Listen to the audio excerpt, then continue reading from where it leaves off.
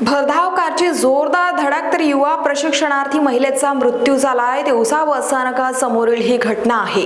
तिवसा शहरामध्ये बसस्थानकासमोरील राष्ट्रीय महामार्गावर 9 डिसेंबर रोजी सायंकाळी 5:30 वाजताच्या सुमारामध्ये झालेल्या भीषण अपघातात तिवसा तहसील कार्यालयात कार्यरत असलेल्या युवा महिला प्रशिक्षणार्थीचा मृत्यू झालाय।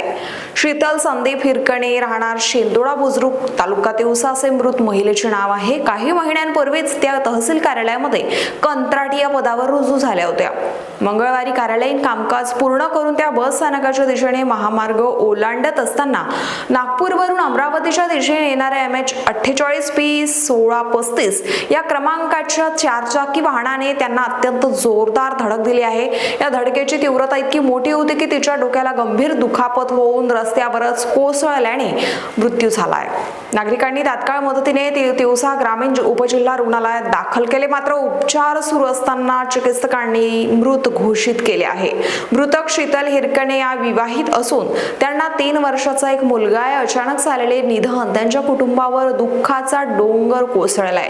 घटनेची माहिती मिळताच तिवसा पोलीस अधिकारी रुग्णालयात दाखल होऊन पुढील तपास करत आहेत।